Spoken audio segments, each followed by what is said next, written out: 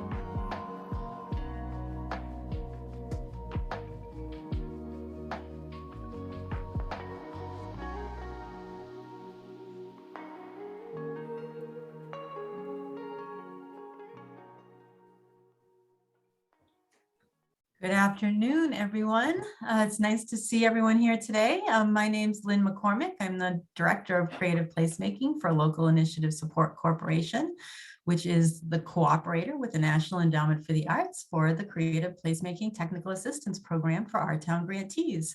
We're really excited about this session today. I'm going to just start off with some housekeeping tips for the event. The first thing is, if you could just make sure that your name tag has your first name, your pronouns, and if you're with an NEA Our Town project, where you're coming from, what city, town, locality that you're with. For those who are interested in closed captioning, you can access that by just clicking on the closed caption button in the bottom of your screen. This workshop is going to be recorded and it will be made available on our website, on the LISC website, early next week.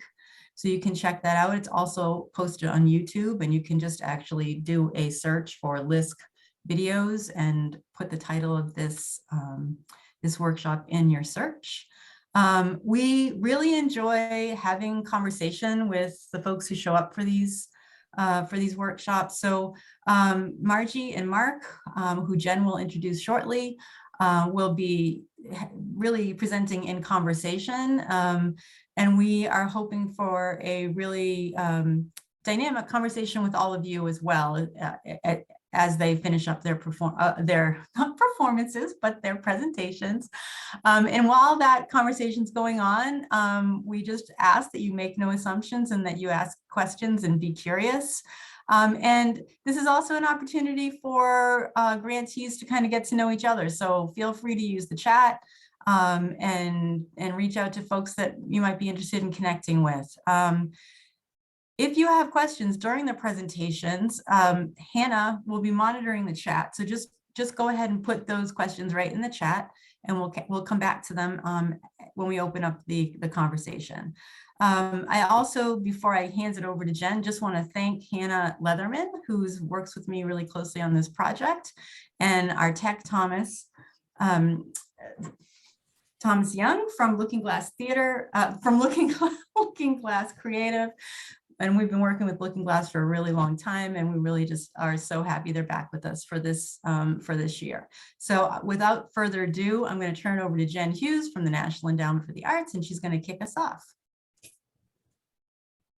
Hi, everyone. Welcome. It's great to be amongst all of you. It's really great to be here for really our first event of 2022 as part of our Town Creative Placemaking Technical Assistance Program. Incredibly grateful for the partnership with LISC in executing this program. And I think you're in for a real treat. We're kicking off a series of programming coming your way this year with a really fantastic and important and timely workshop. You're all here because you are eager to learn about how to access relief, recovery, infrastructure, and other funding sources for your cross-sector creative community work. We recognize the myriad ways in which arts and culture is contributing to the well-being in our communities, playing a really key role in our recovery and rebuilding as we hopefully emerge from this pandemic. So we are really pleased to introduce you to our two exceptional presenters here today. Margy Waller, she provides great technical assistance through our LISC programming, also provides training on these issues to other national initiatives like Art Train, Kresge Foundation, Americans for the Arts, and Marc of the Arts Commission in Toledo, who successfully asked for and received multi-million-dollar awards from the American Rescue Plan local funds from the Toledo City Council. So I'm going to turn it over to our two fabulous presenters so we can kick off this workshop. Thank you all. Thanks, Jen. Thank you. So I am Margy Waller, obviously, and I have asked Marc to be, and also Lynn and Jen, if you want to interrupt me as I go with, asides or things that you've experienced that are similar or different, or anything you want to emphasize. So I start this presentation with a picture of a city hall. This happens to be the city hall in Lexington, Kentucky. And I do that because this presentation is mostly about accessing funding from your local government. So I'm going to start by sharing kind of why I think this is such an incredible opportunity at this time. What is it about this moment? This is a time for what I would think of as a breakthrough for creatively led, community-led initiatives that address issues that are growing out of the pandemic, and others that the community has identified as goals for their place. And it's a chance to really make friends and build relationships. Yeah. So if you have been doing work that is cross-sector, that brings creative and arts organizations and artists together with others in your community development organizations, planning organizations, health organizations, transportation organizations. This is a chance to share the good work that you've been doing and build on it, and build relationships with the people who have the ability to enhance that work through funding and promotion. So decision makers in particular, who may not be that familiar with what you've been doing, this is a great time to start building those relationships and positioning for the future. So whether or not you actually get some funding, this is a time to share the way that you've been doing your work and how creative approaches add value and create change in communities that benefit everyone. It's a moment because there is a lot of money available. I will tell you guys, I used to, years ago, I wrote a paper when I was working at the Brookings Institution about block grants. And we looked at the history of block grants, and we have never, in the history that I've looked at, seen the kind of funding available through formula funding to local governments that we're seeing right now through particularly the American Rescue Plan, the funding available for COVID relief and recovery to local governments.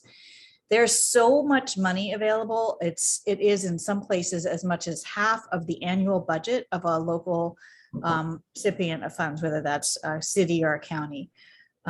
And the money, I'm going to say more about this, but the money goes everywhere. So every single place in the United States of America is getting a piece of this funding. It's also a time to build coalitions. So you probably are already working in coalition, but if you have a new idea, something you want to expand on, this is a great moment to do that with new coalitions. So what do we know about the policy itself? I'm going to focus today mostly on the American Rescue Plan because it is the money that is going everywhere, that is extremely flexible. There's $350 billion in funds available to local governments, state and local governments, and tribal governments. The money was intended past, almost a year ago now, March of 2021, became available to places in May. And it was designed to help local governments, which were frankly really suffering with a lack of funds because of a lack of revenue coming in lots of places because people weren't working, people weren't traveling, and all of those things. So it was to respond to that emergency. The block grant itself is technically called the Coronavirus State and Local Fiscal Recovery Funds. Most people just refer to it as American Rescue Plan or ARP or ARPA. And as I said before, it is an unprecedented amount of funding. The fact that it goes to every single place in the United States of America, and the fact that it's a block grant, it is not completely without strings. I mean, there are some things that you have to kind of show that you're doing with the money, but there is an incredible amount of flexibility, as there usually is with a block grant. The local government. Yeah, Mark. I was just going to say, I really agree there. And one of the things that we've learned through this process is that to watch where the money's going and if it's freeing up resources that would otherwise be encumbered, that then could be something you could go after for support of your work. And I'll talk a little bit more about that in a moment. That is a really important point. And as we've watched these dollars be allocated and plans made, what we actually see in the final rule, which I'll talk about in a minute too, that came through Treasury, that there's even more flexibility than was originally designed to provide. One thing I'm going to stress multiple times is that every place is different. So while we wish we could share with you today a link that said like, click here and apply for your money, that's not how it works. There is no universal process. It's really up to each local place to decide how they're going to gather community input and ideas for how to spend the dollars, and who the decision makers are, whether they're official or unofficial decision makers or things that we have to sort out. So success really means identifying and connecting with the decision makers, figuring out who they are.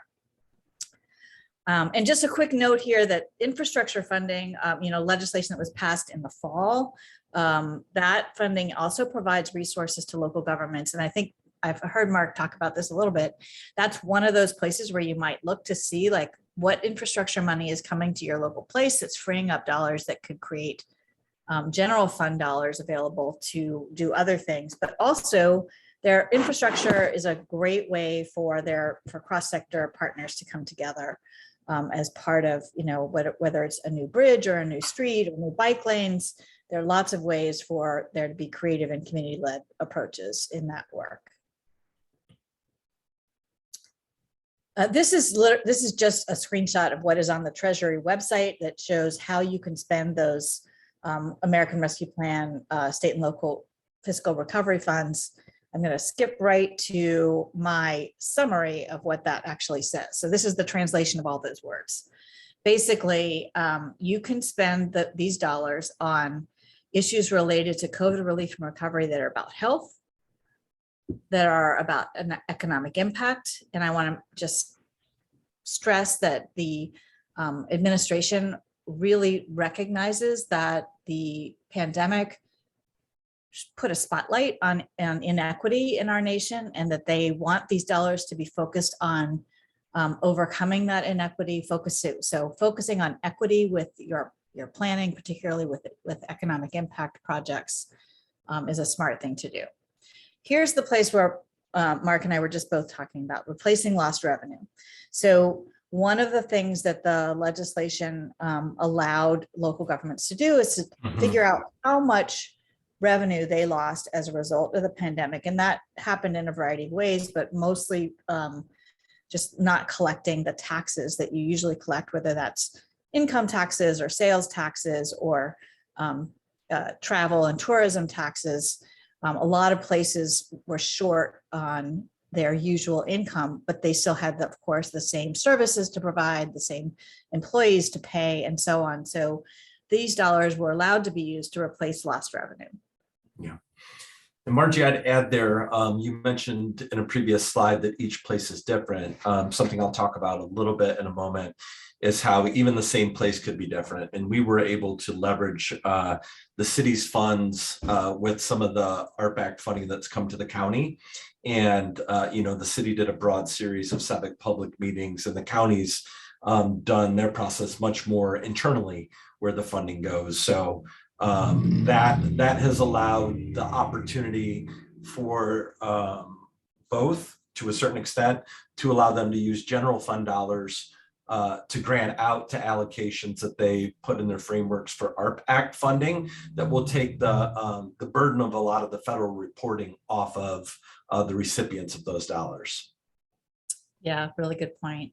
Yeah, that's it. So to the extent that you can replace lost revenue with these dollars, then basically you're saying these kind of transform the dollars into general fund dollars, and general fund can be spent in lots of ways that go well beyond what the American Rescue Plan, even though it is also very flexible, general fund is kind of just opens the door wide open. One of the things that we've learned in the last year is that there are some misconceptions about this money. The first one, and one that came up a lot in the beginning and probably will again as we're looking at the second allocation of the funds this year, is that this is not community development block grant funding. So because it's a block grant and because CDBG is kind of the most widely known of the block grants and it goes to lots of places, people have gotten it confused. It's also confusing because part of the formula for deciding how much money went to each place was based on the community development block grant formula. But if your local government thinks, if somebody in your local government, some decision maker, some new city council member, some new staffer, then they're going to have a very narrow view of how these dollars can be spent that's actually not correct. So it's important that people understand that this is a much broader set of uses than the community development block grant.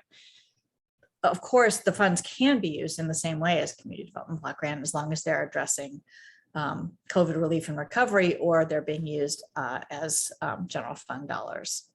I'm just going to jump in there for a sec, Margie, because I think with community development block grant in particular, each locality has the flexibility to, the federal government sets guidelines on how to use CDBG money, but then the local city council or city manager or whoever it is, or whatever the decision-making body is, sets its own rules and criteria of how they want to spend the money. And a lot of times those decision-making bodies don't always include arts and culture as a use for CDBG, but it actually can be used for arts and culture.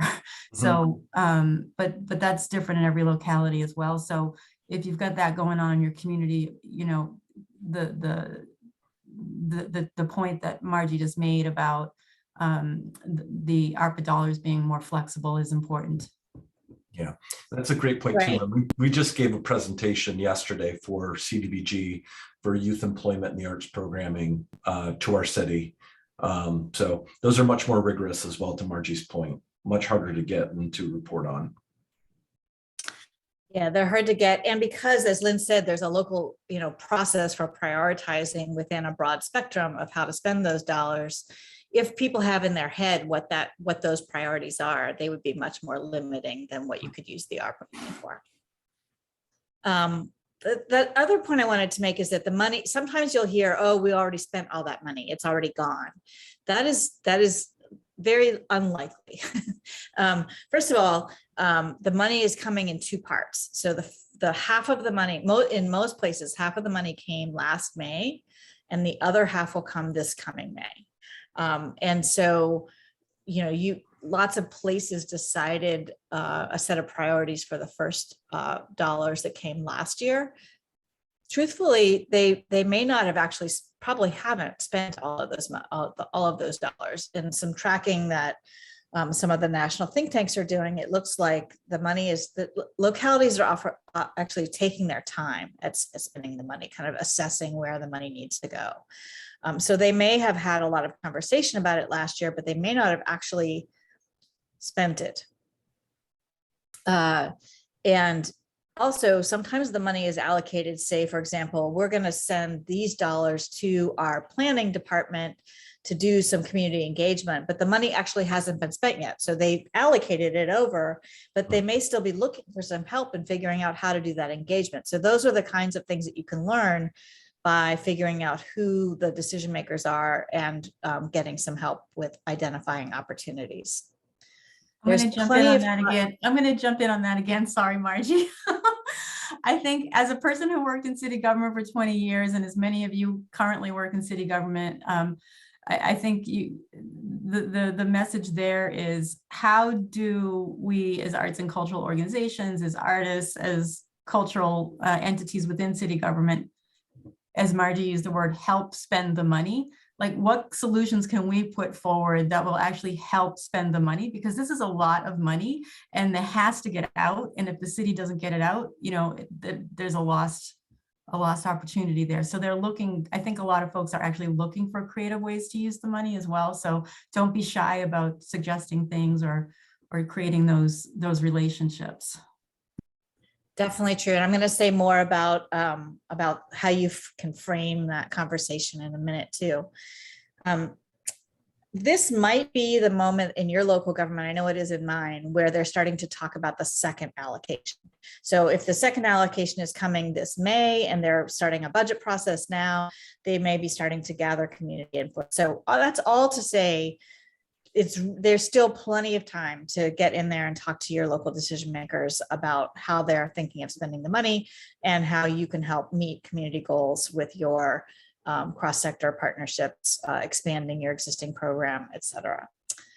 We've talked a little bit about the fact that there's a second allocation. There's also a couple of years to spend the dollars. So even if you, even when you get them and decide on a set of priorities, there's still a couple of years beyond this year to actually spend the funds. So there's a lot of time, and that's good because as we've said, it's a lot of money. And of course, you know, creative placemaking, creative-led cross-sector work is definitely an allowable use. So again, I'm just going to make the point that every place is different.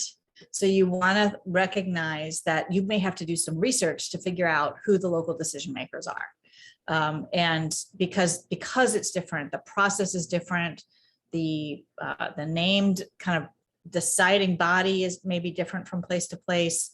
As Marc has pointed out, there's sometimes multiple places that have this money within your location. So it might be the city, it might be the county, it might be a smaller government township. You know, there are lots of ways to think about how to approach finding out who the decision makers are. But it's just, I mean, honestly, it's a Googling research to start with. So you might just put in American Rescue Plan and the name of your place, or the name of your county and the name of your city, and see what comes up in the media about what conversation has already occurred, what it shares with you about whether there's an engagement process or a series of meetings, or whether you need to show up at City Hall. Who is deciding and what is the process is sort of what you're looking for. Lots of places have an organized community engagement, a series of town hall meetings, or an opportunity to appear before a certain committee to gather that input. And then you're trying to figure out, really kind of mapping your way toward who can you talk to. Do you know one of the deciders? Do you know a city council member? Do you know someone who works at the planning commission? Have you worked with them before? Is it a neighbor? These these are the people you want to start just kind of figuring out who knows who in our partnership might know somebody who's a decider, who on our board might know someone who's a decider. Think about all of those things as you map your way toward people who can help you, even figuring out kind of a first step, like you're going through several steps to figure out your way toward the people who are most important in making the decisions. Lots of places you'll see, this is just an example of the kind of opportunity for community engagement. This happens to be Hennepin County in Minnesota.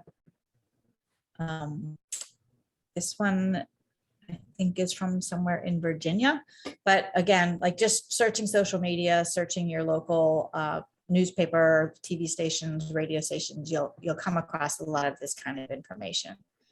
This again, I think is Lexington, which had set a set of priorities, which kind of that's what you're looking for too, is as Lynn said, you're going to want to go back to the decision makers and say, here's what you've set as a priority. Here's how we can help you with that. Here's how what we are doing can add value to what you are seeking to accomplish. So that's why I always say, so start your conversation with how what you are proposing will contribute to community goals, particularly those related to COVID relief and recovery. That's going to make the most sense to the people who are listening to you. I would start with that rather than starting with your the artist conversation. You know, in some ways, the fact that it's an artist-led initiative is less important than how you're going to help them, how you're going to assist with meeting these community goals. What is important is that you're able to describe how the creative approach will make a difference and add value. And this is your opportunity, going back to where I started with thinking about you're educating people and you're building relationships for the long term. That is the opportunity of this moment. So even if you don't walk out the door with a funding commitment, and don't expect that in your first meeting, but even if you don't get that right away, you are building relationships and educating folks about the opportunity that you're offering them. I would say, you know, rather than talk about how everyone in the artistic community is suffering, that's true, you know, as are many sectors, but you really want to lead with the strength narrative. This is how artists and creatives can make a difference in our community. And then there's a much longer set of communications tips in a document that you all can access online, and we will be sharing this afterward as well. And I think the link is in the chat. Here's a little, just kind of a quick checklist. So when you're thinking about how to put together your ask, first of all, how will your idea address community goals? And that's where it's really useful to know if there are some community goals and priorities that have already been established. What are they? How do you fit into them? Chances are you can. Did COVID impact the goal your idea addresses? Now, as we've said, because there's so much flexibility and potential for general fund uses, it doesn't necessarily have to, but it will make more sense and kind of hit a higher priority if it does. And chances are it can. So if that's your approach, then you want to think about, how did COVID cause the harm? Did that harm have a disproportionate impact on a specific community? Because again, this is where the federal government is prioritizing, really emphasizing the importance of using these funds in a way that addresses inequities. And then the last question you'll want to be able to answer in your pitch is, how will you know whether it works? And this is really your evaluation component. You know, what are the things you're going to be looking at to figure out whether you're succeeding, to make tweaks, et cetera. So just again, to kind of wrap this up, this is a chance to knock on the door of decision makers. As we've said, government services of all kinds can benefit from a creative approach, from having artists and arts organizations partner with other sectors.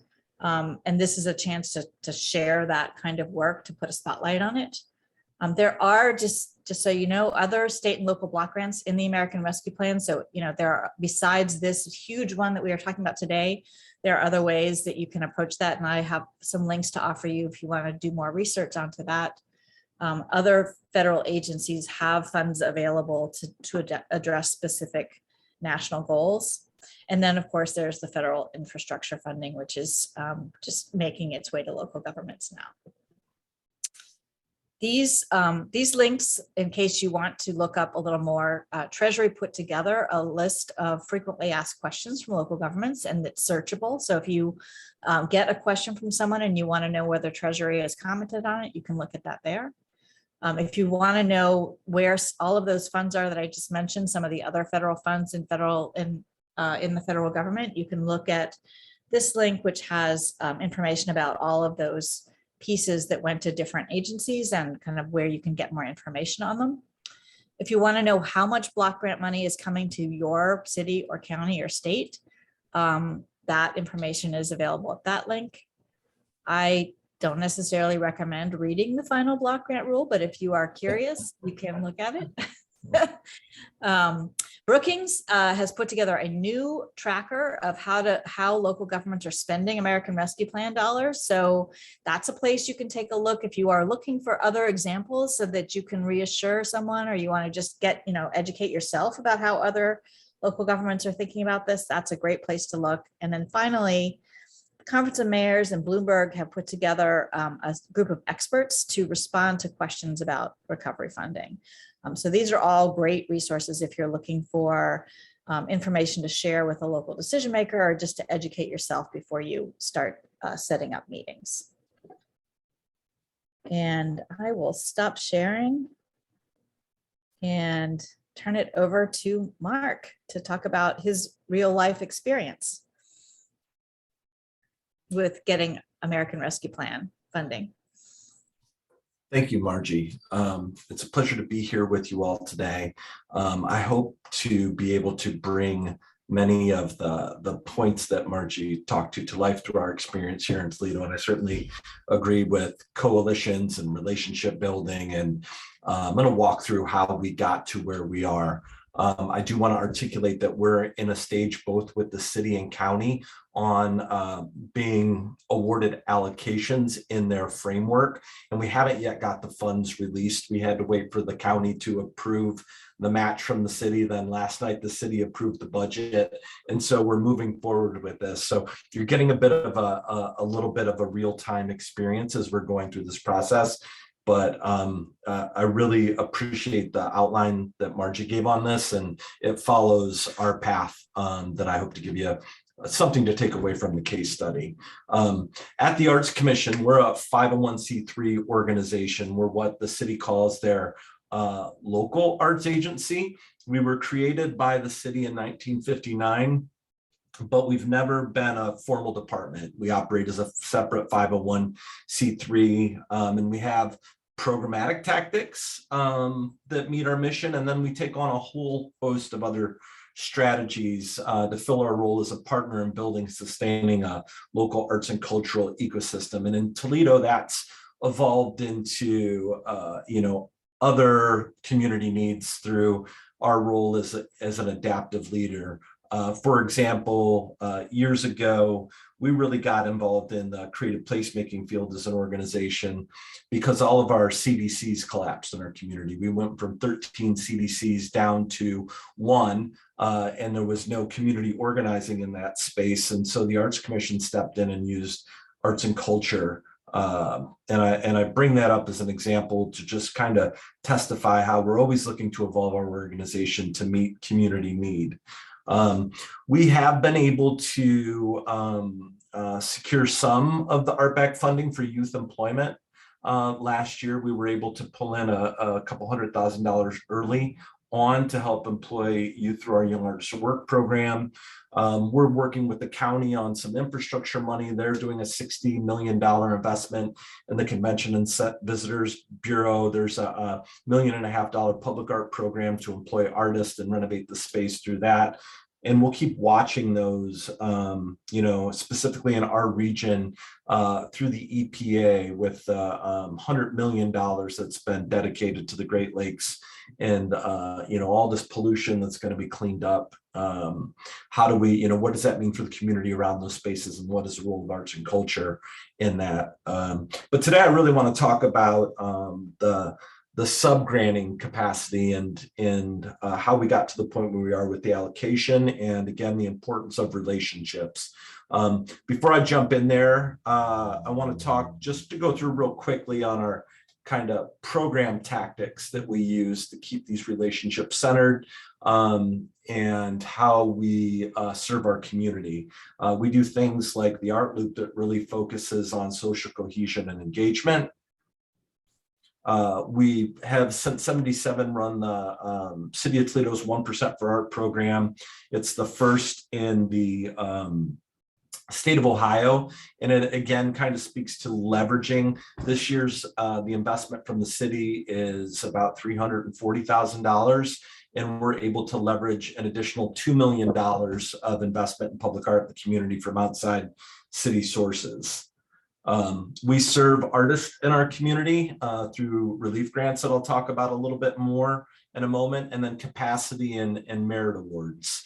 Our creative placemaking work is really focused on structural disinvestment in communities, making sure relationship and connection to opportunities are there, and expressing locally identified cultural heritage to make sure that we're weaving this all forward as our community begins to bounce back. Again, providing opportunities and reporting out, and then holding larger community-based festivals and pulling everyone together. And then we're a major employer of youth. Each summer we hire about 70 14 to 18-year-olds to help build job skills and creative skills to really build the next generation of cultural leaders in our community. As we've gone through COVID-19, we've operated under some tenets here, and looking forward to 2022, we're looking towards recovery. We fundamentally believe that art is work, and that we have a responsibility to equitably help build creative capacity within our organizations. One of the ways we've moved through the pandemic, when everything was shut down, we continued to employ artists to enhance public spaces through the arts, so that momentum wouldn't be lost when we came out of the pandemic. We're not only with the city and county funding, but we were awarded one of the sub-granting awards from the National Endowment for the Arts. Thank you, NEA, to help us support organizations across 15 counties in Northwest Ohio, always renewing and deepening our diversity, equity, and inclusion and access work. Our entire next slate of officers for the organization are representative of BIPOC communities. Always social cohesion and belonging, and really, exploring what those mean specific and hyperlocal places at times, and then keeping that ecosystem being built. We're at a moment of historic societal inflection, healing civic trauma that we've gone through in, the civic space. We all work out in the civic space. A lot of this trauma has been about the how I'm been affected by the pandemic, and we really believe arts and culture have a healing power to bring us back to the we. Again, this call for advancing equity locally, pursuing economic justice and undoing things like redlining. And then we're in this moment where we have a chance, and this is, I get the chance to talk with a friend and mentor, Roberto Bedoya, quite often, and this phrase, civic imagination, is surfacing across the country. I heard it from him first, and I like to think about, if we wouldn't have possibly imagined 3 years ago that this is where we'd be right now, how do we use our imagination to get us to a new place in 3 years? And I think we're in the midst of a very powerful moment. We talk about ecosystems locally a lot, coalitions, networks, neural systems. And the way that we got to where we are with our art request and allocation is through the Toledo cultural leaders. There's a There's an organization that exists in the 20 largest cultural organizations across Northwest Ohio that is not a formal organization. It's a peer learning collegial network that advocates for resources and collaborates. And I'll talk about this a little bit more later, and Margie brought this up, but there's this group is very much white-led. It doesn't speak to very much equity, and there's some work that needs to be done as we move forward, or that's underway as we move forward and getting these resources out. Again, just a mission statement of what this body does, but in that leading with the strength that Margie talked about, we've been meeting with the mayor and the county commissioners about the strength of this as a sector. Over 200 million combined in annual budgets. I won't go through all the stats there, but we have a huge impact on our community and our economy, and are a critical part of why our region was just named for the 5th year in a row one of the top 10 from Site Selection Magazine for new business. The cultural output that we have here in Northwest Ohio is attracting business to our community, playing a critical role in our way forward as we move from a post-industrial era into the future. Prior to the pandemic, and again, data is a door opener, and I think getting to the relationships is where the decisions are made to authorize these things. But we had, huge economic impact just looking at the sector, everywhere from our employment numbers to the revenue that was generated annually, to the fact that people that go out to arts events, spend on average $31 more per person. And that really translates into some of the stats I'm going to get next. But then this guy shows up and kind of throws us off for a loop and ruins everything for a couple years. And we immediately began to collect data on how the full shutdown impacted artists, and they were losing over $332,000 per week. It hit the nonprofit revenue really hard, and compound losses to other industries that economically benefit. And this is a little bit data that's from October. I think it's still at 16% right now, but the arts and entertainment sector in Ohio is at the highest level of unemployment than any sector in the state. And the ancillary sectors like leisure, hospitality, and accommodation and food are the next two lagging. So we draw people out and then they support, or they come to our cities to stay in these places. And without us, it's having a multiplying and rippling effect on the downturn, where the part of the argument we've used at the state level and at the city and county level is this isn't an arts crisis, it's a business crisis. Just like other businesses, we're facing muted and changed demand. There's new customer expectations. All of us has pivoted on a dime to start to offer things digitally, and as we can in person then, and back to digital. There are major increases in the operational expenses with safety and protocols. The smallest of our organizations function with the lowest financial resilience, and the nonprofit sector by design functions with slim operating margins. We were the first to close, last to open. At the peak of the pandemic, we were at 36% job loss. And we're going to remain in rescue mode right now and not yet into recovery. There had been a slate of opportunities that came out and, from the federal government, between payroll protection down to the American Rescue Plan. I want to focus a little bit on some of these opportunities that have empowered us in Toledo and Lucas County to be able to move forward. And I just want to do a little bit of storytelling to give you the full picture on how we got to where we are. When the CARES Act hit, we were the two sources of funding that became available for cultural organizations in Ohio. And we're very thankful to the national leadership of the NEA of turning those dollars around real quickly. But in order to get any of those dollars, you had to have been a recipient of funds in the last 2 years. At the Ohio Arts Council, you had to have been a recipient of a sustainability grant in the last 2 years. So what that did was took care of the largest, most nimble organizations, the mid-sized organizations that had traditionally gotten that funding. But what it did was almost exclusively left behind the smaller organizations and our individual artists.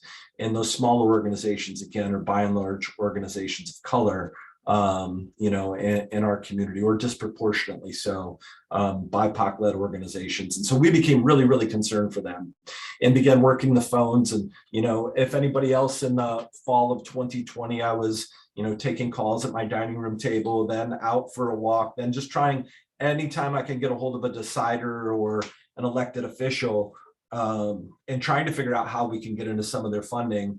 And I bring that up because what happened was at the last minute, Governor DeWine in Ohio refunded the workers' compensation payments to organizations to help them weather the financial storm. And when he did that to the city and the county, that all of a sudden opened up an unrestricted bucket of funds that we could go after and ask for support. That funding, we were successful in securing about $450,000 that we were able to get approved, grant application design, system up, awards made, and out the door to the organizations and the individual artists in about 6-week time frame, which was critical because we were heading into the winter of 2021 where we had another surge and another shutdown. We ended up funding 14 small organizations, 8 of which either focused on culturally specific missions or accessibility through the arts.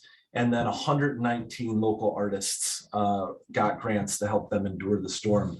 Those two things together, and the way that we were able to build the relationships, have the coalition, and win the trust of the council is what led us to the American Rescue Plan Act funding that we had or that we have been allocated and that we're working towards released.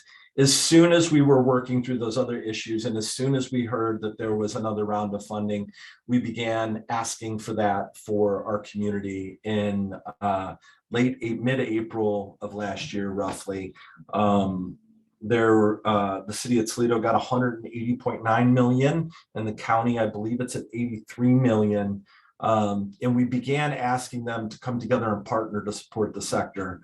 At first we asked the city for 11 million, then the city said, okay, let's try it. Then they said, go to the city and county for a split. Then that split, it was a split for 11. And then we had some other organizations that were in the coalition that went in for individual asks. When their individual asks were thrown out, the money reduced a little bit. And where we ended up here is at a total allocation pool of about $6 million. There's $2.5 million from the city and $3.5 from the county that have been approved in the framework. And the way Margie talked about it, that every community is different. What our community has done is they, in December for the city in January of this year, have approved the framework. They have passed ordinances defining the categories of where the money will be allocated. I think, we use the data to make the case along the way. For the first time, the city's recognizing the arts formally in policy as jobs and economic development. And I've shared the proposal, which will be, I believe, posted in the chat or emailed out afterwards, of the mayor's rescue plan. So you can see how that was generated. So those dollars are encumbered in those plans. The city just approved its budget last night. We'll begin working for the release on that. Our proposed structure is $4 million for large and mid-sized organizations, $1.5 to small organizations and individual artists. We want to propose, looking at a lot of the national data, the largers are weathering fine, or not fine, they're struggling, but they're weathering better than the small organizations. So perhaps that window to get those funds out is at 3 years, and for the smalls and our individual artists, we're stretching that over a 5-year period to help get them towards sustainability. And we've added we've had funding approved to support staff and capacity development to support recovery. We've got a number of organizations in our community that are functioning like nonprofits, but aren't incorporated as such. We really want to help. I mentioned that makeup of tackle. We're going to eliminate the name Toledo Area Cultural Leaders, create a new coalition, bring in some of these smaller organizations and use this investment to really cross-train and build the capacity so we have a much stronger ecosystem as we come out of it. That data from the local relief grant process and the conversations, and again, I just really want to lift up the National Endowment for the Arts for being so responsive to how they changed their subgranting policies, how they took on the distribution of art-backed funding.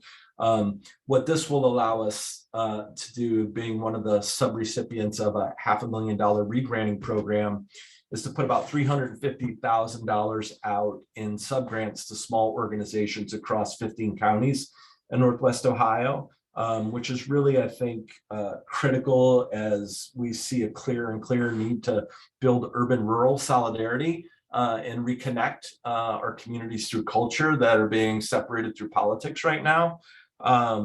There is $100,000 to employ artists through existing Arts Commission programming that's focusing on advancing equity, inclusion, and access that will be driving forward, and then some support for the staffing to get these funds out the door and properly managed by the end of 2023.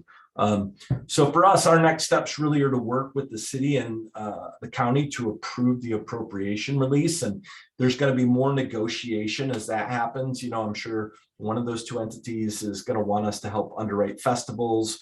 They're going to be, some examination of, are these general fund dollars, are they restricted dollars? Do they have to be compliant with the American Rescue Plan? All of those conversations are ongoing.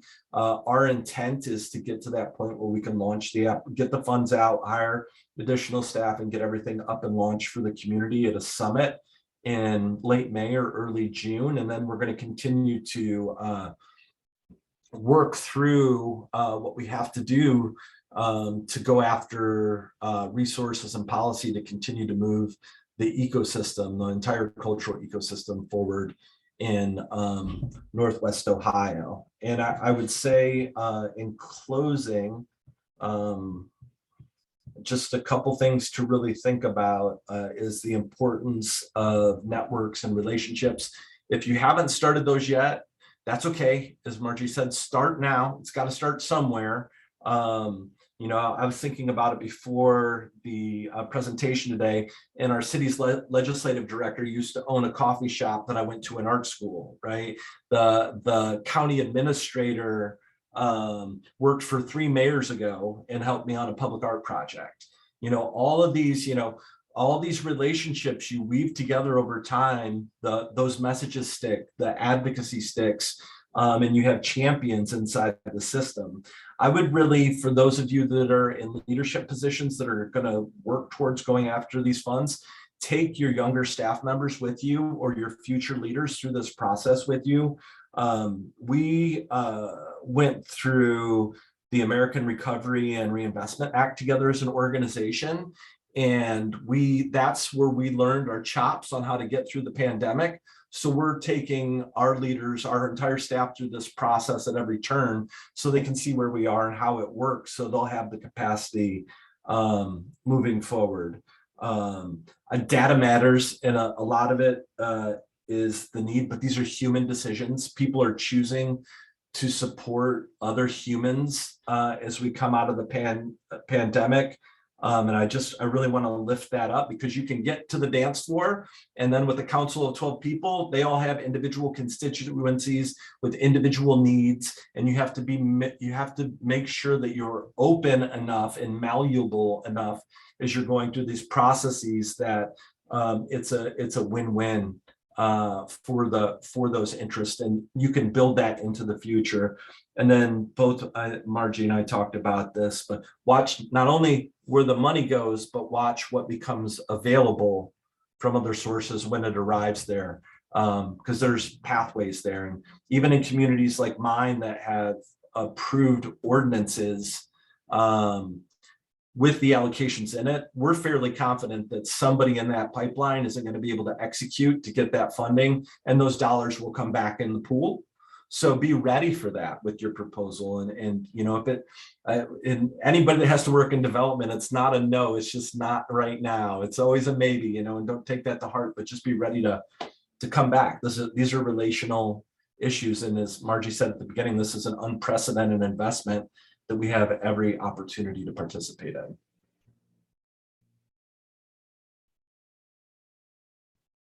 So Lynn, I think we kick it over to you here. Well, I would just love to open it up to the group for questions and thoughts. And if anyone has anything they want to share about what's going on in their own community, please feel free to just put up your hand or just turn off your mic and jump right in. I know Wendy Holmes from Art Space had some stuff in the chat. Wendy, do you want to jump in and talk a little bit about what's going on in your community, or Sure. yeah, lined up with this? Yeah, absolutely. Thanks for creating this forum, by the way, and thank you for sharing so much detail, Marc, about how this was all achieved and what's happening going forward, because it is such a unique moment in time, and I think it's not going to happen again in our lifetimes, I don't think. So yes, we've been able to tap into almost $7 million in ARPA funds in 3 different communities. One in Duluth, Minnesota, to help refinance an aging artist live work project and keep it affordable for another 30 years. That was 1.5 million.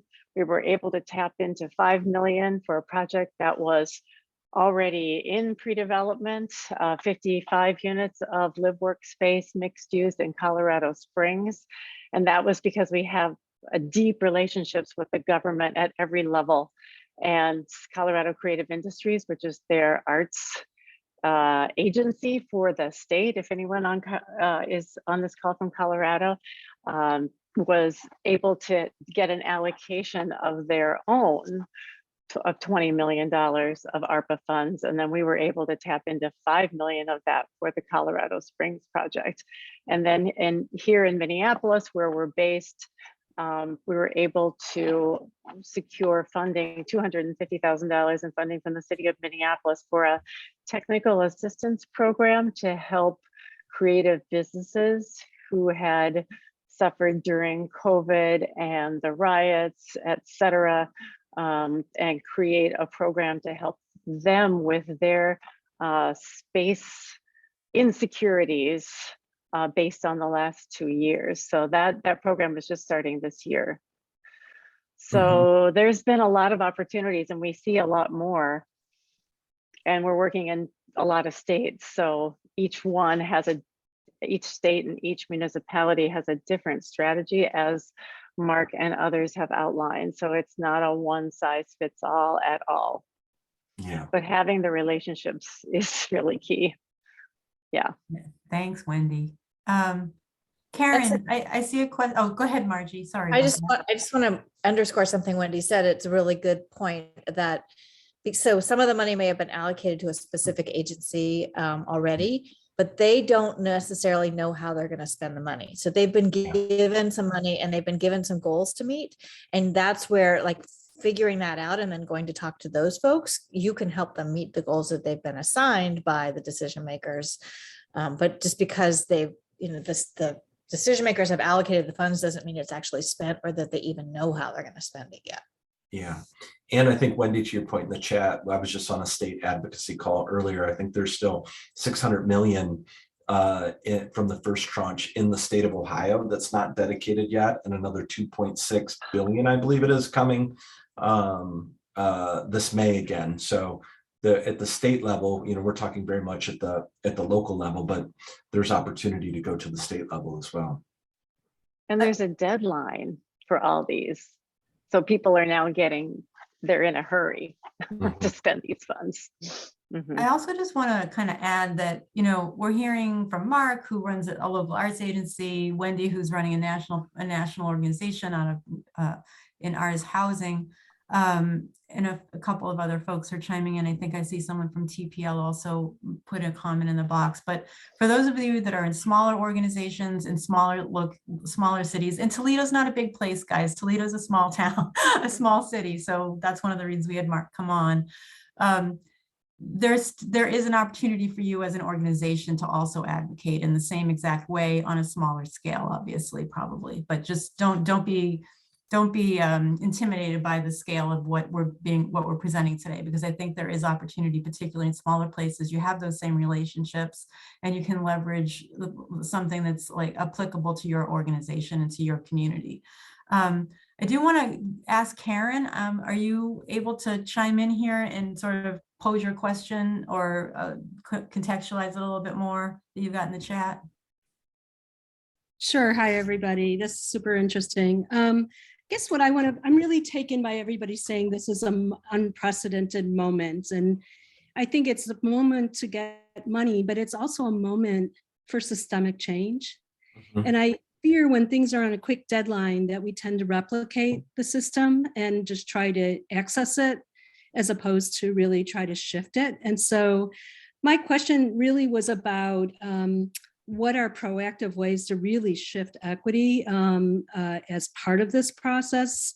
Because the thing about relationship-based work is it could actually be status quo relationships that allow it to some to benefit from it and others not to. Mm-hmm. So my question is really about what are the proactive ways of building equity in and seizing this moment to really not do our work like business as usual. And then I had another point about participatory decision-making where the people who are going to be benefiting from the funds have a say in them. And I'm with Naturally Occurring Cultural Districts, New York. I think, for us, we want this to be transformational, not transactional, right? The fact of the matter, and this is something we're grappling with, is the budget size. If you want equitable distribution, you have to make sure the capacity is there for folks to handle a large amount of funding. Getting more than half of your budget size would provide a challenge in any operational year, no matter what scale you are as an organization. So some of the ways we're looking at it is lengthening that window of timeout, really keeping to the original intent of the American Rescue Plan Act dollars where possible to allow a form of self-governance on, is it overhead, is it staffing, what do you need most? And then trying to structure this in a way where there's a clear sunset, but a longer runway to help, and really extending that to folks who haven't had access to this type of capital, with the intent of structurally doing that. If we miss people that aren't ready with their capacity each year to come into the system, that will make a commitment to help them, whether they need to become a 501c3, whether they need to produce a budget in order to be, qualified to really help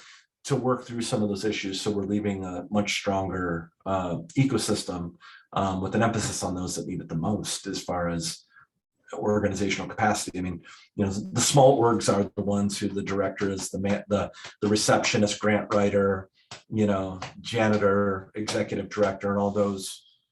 It's, so we're really focused on that as well.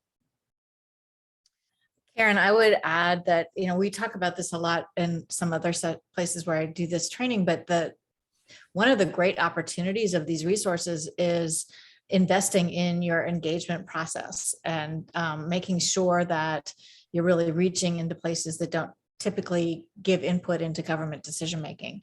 And those can be done through contracts with community groups to do that work, and certainly can be done through creative work, working with artists and arts organizations to create that easy on-ramp for reaching community, reaching places. So we have really been encouraging people to think about, is that a role you can play? Can you go to your local government and offer that as a way to be of service and to make sure that it's a more equitable process and to set the stage for a more permanent way of doing things differently in your place?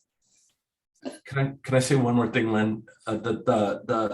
there's a comment in the chat about capacity indicators and measures are inequitable. When we got the relief grant funding from the city and county, we really stripped back at that application to like a page and a half.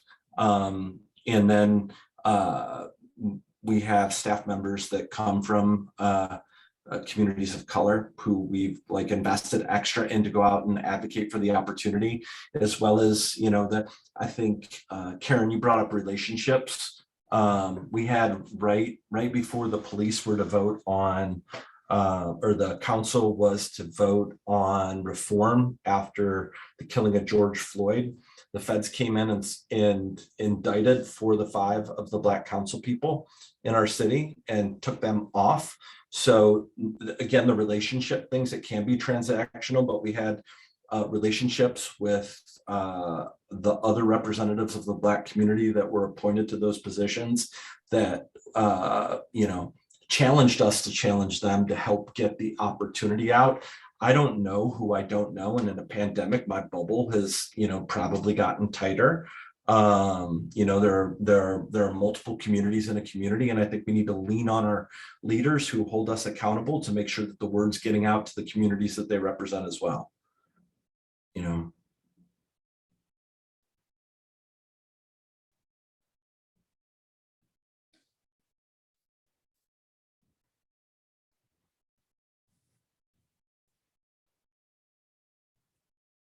I feel like we need some game show music right now. Simone, were you going to speak up? You just turned your camera on. I use those as indicators of folks who might want to say something. I wanted to just highlight and amplify something that Marc said. First, thank you all for this session. It's been really great about stripping back your application. I'm an individual artist, and sometimes I apply to these grants and it takes 5 days. And it's just like, the amount of money that I would get for what you're asking me for is absolutely, the application in itself is oppressive. And so I appreciate what you said about stripping down the application to a page and a half, or can it be a resume or a conversation or a cover letter, and what might that look like? So I just wanted to amplify that for those of us who are individual artists in this space. So thank you. And Rhonda, I just wanted to check and see if you want to like clarify a little bit more and talk a little bit more about your comment that Marc also responded to, but I just want to give you an opportunity to say hi to everyone and clarify or expand on. Well, thank you, Lynn. Thank you, everybody. This is a great session. A lot of the capacity building indicators like budget size, operating budget, that is, like staff size, are rooted in economic indicators that are tied to redlining, right? Community development or underdevelopment. Because if you look in these organizations, the investment is there, but the amount of money that can be donated by these organizations might not be there, because there's just not a lot of discretionary money. And so the fact that we're still using those indicators to determine or, you know, create a hierarchy of readiness is just still inequitable. And I'm also concerned with, you know, there are a lot of BIPOC organizations that have been talking equity for years, and it was a dirty word, right? We had to couch it in our proposals because, you know, you couldn't do art and social justice at the same time, right? It was art for art's sake everywhere we look. And now there are a lot of white adopters that are white-led organizations that are leading this charge, right? And it's like they're preaching to us when we've been doing it for 20 years. Thank you, Rhonda.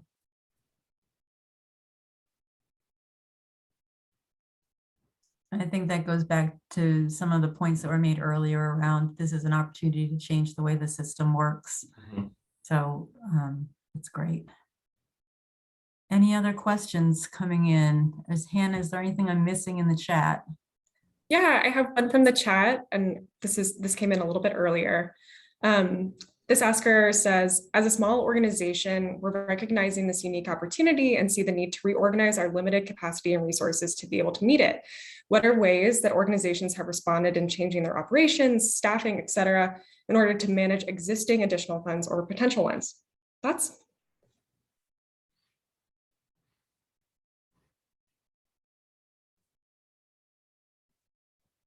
I think that might be a question for the entire group.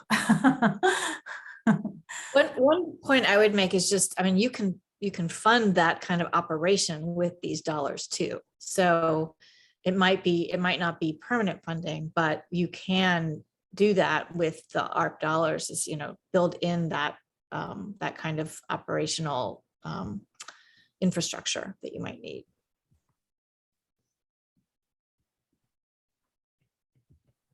Are there other ideas from the group? I was still thinking about Rhonda's question when the question was asked, to be completely honest. Hannah, would you share that again? Sure. The question, I just dropped it in the chat too, if it's easier for you to see, but I'll read it again. As a small organization, we're recognizing this unique opportunity and see the need to reorganize our limited capacity and resources to be able to meet it. What are ways that organizations have responded in changing their operations, staffing, et cetera, in order to manage existing additional funds or potential ones? It's a great question, great set of questions. I think for us, I mean, we put staffing plans into if we're going to receive funds to subgrant, the staffing plans to do that are in the proposal. I think to Margy's point, that's the kind of positive request you could take to the authorizing environment or to your relationship. Let's say, if we could just receive X, we could do Y. And I would use that need as your case making. And in fact, it's like these things are always true, right? Like we often get money to do projects and not the money we need, that's really operational. This is, again, it's an opportunity to educate others about that reality, which is going to be going on forever. And this is our chance to talk about it when the resources are there to pay for it in a way that they usually aren't. But taking this moment to educate the community, your partners, the decision makers about that reality is worth it. I'm wondering if anyone from the group actually has any stories they want to share in terms of those types of relationships or messaging that they've done with some of this work. And if no one does, that's okay, but I just want to open it up to that. Lindsay? Sure. Hi, everybody. Thank you again for having this really awesome forum. This is very helpful. I've learned a lot, but I have one client in the city of Baltimore, and they're headquartered there, but they operate throughout the state. So this county of Baltimore, believe it or not, there's a county, and we had a conversation. They solicited public feedback. It was kind of spur of the moment, but they gave us a chance to offer testimony one evening. And right the day after, we had no idea, we had zero expectations, because there were like hundreds of people at this virtual meeting, but we were able to offer our testimony. And literally the very next day, the legislative affairs official contacted us and said, "We want to learn more about you." And I feel like if it weren't for that conversation, then they wouldn't have crafted and built in a mechanism for their ARP funding to also benefit headquartered nonprofits that might reside outside of the county. So now, because I think of that conversation and probably similar conversations with other nonprofits, we were able to make sure that we were included. And so that could help. That definitely is giving us an opportunity to offer some K through 12 STEM education to underserved kids. So that was really awesome. That's my experience. We haven't actually won anything just yet, but we're really keeping our fingers crossed. And yeah, this is definitely an exciting time. Great. Can I share a story to speak to the question about capacity and reshifting? Definitely. I have the joy of being in the leadership circle for the Center, CPCP, the Center for Performance and Civic Practice, with artists of color from across the country. And one of the things, the practices that we've adopted and is this seasonal leadership model, essentially. We're learning as we go, but kind of building the plane as we fly, but different people have different capacity levels. And so one of the people in our circle is an artist. And so she's a farmer. So during planting season, she doesn't have as much capacity, but during the off season, she has more capacity. So she takes more of a leadership role. And so thinking about how we can care for each other and care for people in our organizations on a personal level, like how can we, grow and contract when we need to and shift. So thinking about this organization, like, are there people who have more capacity in this moment and people who have less capacity, and can things be shifted around into like a collective care model? That's one of the things that we're exploring. So I don't know if that's helpful, but I wanted to share. Thank you. Does anyone else have any thoughts they want to share before we start to kind of close things out for the afternoon? Just jump right in. I was just going to jump in. Yes, I totally loved that, Simone. So glad you shared that. And I think just to this question, what I'm also really recognizing, I mean, hiring staff, contracting artists, those are job creation mechanisms. So also making sure you're couching the story of your work, not just in what your organization might be delivering towards this plan, but you are building the workforce, you're hiring residents. So I think we sometimes lose that like workforce component as related to it. So as I think about NEA's ARP direct funding to local organizations, to nonprofit organizations, a lot of what panelists were reviewing and assessing applications on were, well, how many artist jobs are preserved or created in the context of these proposals? So I think just don't underestimate that component of what you might be putting forth in your communities as well.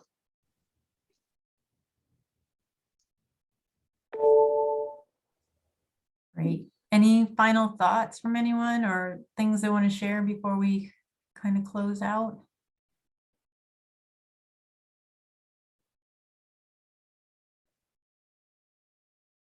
All right. Well, thank you all for being here today. I'm going to actually kick it.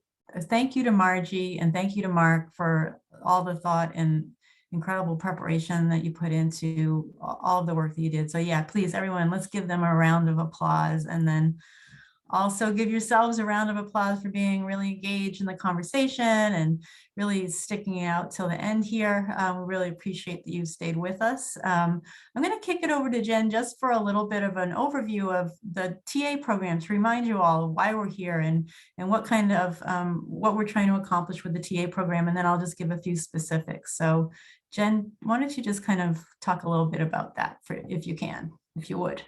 Great, all. Well, yes, thanks to Marc and Margy, I think, for really kicking off the 2022 TA season. And I think that we really want to create a space for grantees, artists, partners to be in service of the work that you are doing locally. So keep in mind, we have some great events coming up, and this is really a two-way exchange. I think all that was offered up, the comments, questions, perspectives from the spaces in which you all are working are incredibly valuable in really building this community of practice so we can nourish each other during this time and really inform some of these system-wide shifts that I think we're all aspiring towards. So I really want to just express deep appreciation for your participation. If there are some things you want to dive into more deeply on this subject matter or other components of your Our Town project work, we have an exceptional resource team that is accessible for one-on-one consultation. So we want to make sure that you're tapping that. We have a great list of events coming up, I think, on a monthly basis, including some peer exchanges, future workshops like this that are really focused on a particular topic. So we encourage you to invite your partners, invite the artists, designers engaged in your work, and want to really create this inclusive space for exchange and learning. It's been incredibly generative, and we're so excited to continue to be in touch with all of you in this way in the year ahead, and hopefully serve as a resource and support network as you continue on the path of your really inspiring Our Town project work. Thanks, Jen. And just to add, for those of you that have been with us for the last year, 2019 and 2020 grantees, I see some familiar names on our little screen here. Thanks for coming back and continuing to participate.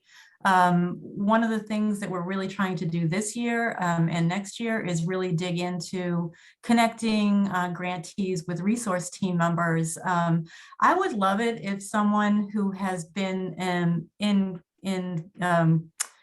connection with a resource team member or taken advantage of the resource team opportunity. If I could maybe call on one of you, I'm looking at Kat Pena. Are you there, Kat? Would you speak to your experience working with the resource team so we can really encourage folks to take advantage of that? How did I know you were going to call me? I guess I owe you. I would just say that it has been, well, let me back up.